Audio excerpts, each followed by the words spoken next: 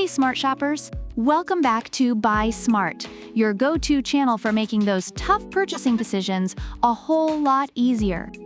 Today, we're diving into the world of 3D printing with a face-off between the Entina Mini 3D printer Tina 2, or, as we like to call it, Tina, and the Anycubic Kobra 2 Neo aka Kobra. It's the ultimate battle of the mini 3D printers. So grab your popcorn and let's get started. First up, let's talk about price. Tina comes in at a wallet-friendly $169. That's like skipping a few lattes for a month, right? Meanwhile, Kobra is flexing with a $279 price tag.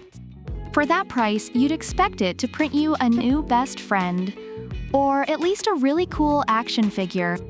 So if you're on a budget, Tina's got your back. But does spending more mean you get more?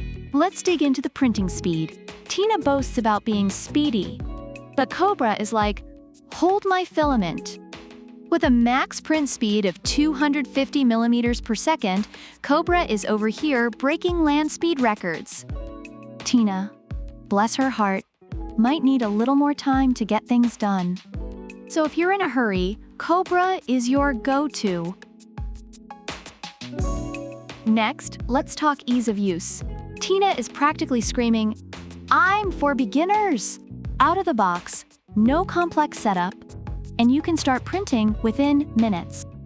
It's like the IKEA of 3D printers, but without the missing screws. Kobra, on the other hand, has a fancy new integrated extruder and cooling system. Sounds impressive, but also sounds like I might need a PhD to figure it out. So beginners, Tina's got your back. Speaking of magic, let's move on to auto-leveling. Tina's got that one-touch leveling magic with a flexible, removable magnetic build plate. It's like having a magic wand for your 3D printer. Kobra isn't slacking either with its LeviQ 2.0 automatic leveling. It intelligently compensates for Z-axis offset. Sounds like Kobra is ready to print while Tina is still waving her wand. But hey, both are pretty darn convenient. Now, let's talk build volume and design. Tina is compact, lightweight, and perfect for your desk or your dorm. It's like the tiny house of 3D printers. But with a build volume of 100 by 120 by 100 millimeters, you might have to think small. Kobra, though, hasn't shared its build volume here, but with its price and features, we can guess it's more spacious. So if you want to print bigger and better, Kobra might be your guy. And finally, the customer service and warranties. Tina offers a 24-month warranty and lifetime technical support. That's like having a best friend who never leaves you hanging.